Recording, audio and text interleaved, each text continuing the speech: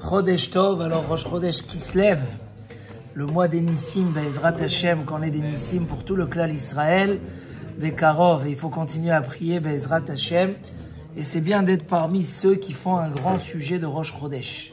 Parce que Rosh Chodesh, c'est le début du mois, c'est la racine du mois. C'est un jour très important, on a amené un korban spécial, qui était Mechaper, le symbole de la lune pour le clan Israël, de la Hitratchut, du retournement vers Akadosh Baruch Hu pour qu'il nous éclaire.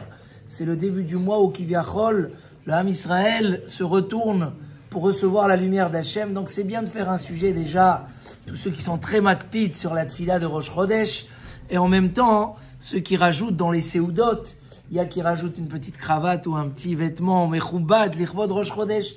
Il y a des sources dans ça, dans la halacha. C'est même marqué qu'on est remboursé ce qu'on dépense à Rosh Chodesh si c'est l'irvod Rosh Chodesh. Donc ce midi, on peut commander un bon truc. Mais en tout cas, faut faire un sujet de Rosh Chodesh. Juste pour terminer, vu qu'il est tard, on a fait le sujet de la séparation de la viande et du lait.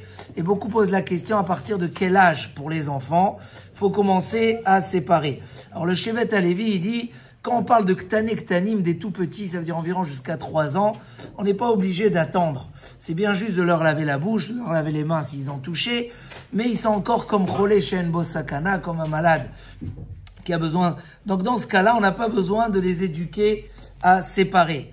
Le Yabia Omer, il a plus de mal avec ça, mais il dit que malgré tout, vu qu'on voit que chez certains poskim et chez les Ashkenazim, les séparations étaient moins longues et discutées, donc on peut être mekil.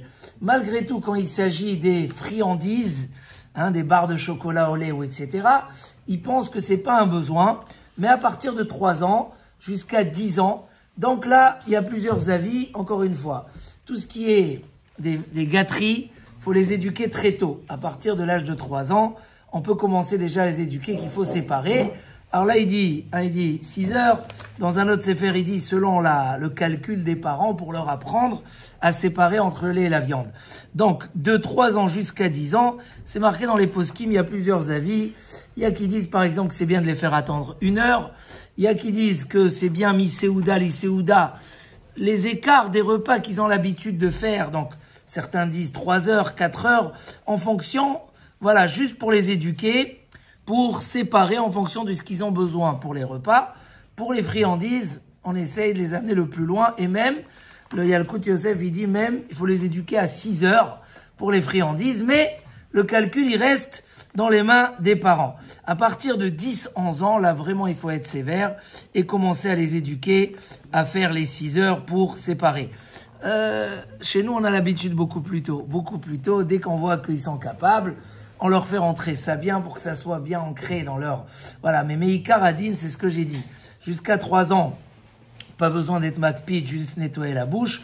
De 3 à 10, calculer entre 1 heure, 3 heures, 4 heures, en fonction de ce qu'on appelle d'un repas à un autre repas.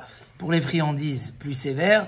Et à partir de 10-11 ans, on commence vraiment à les éduquer à faire leurs 6 heures.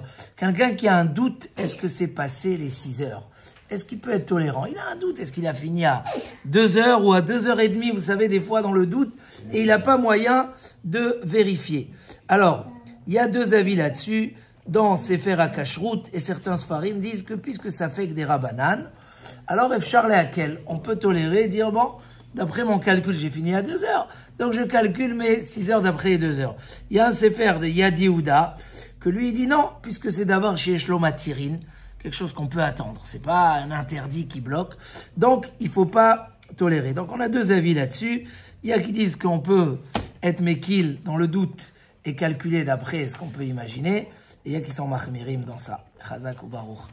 Chodesh Tov.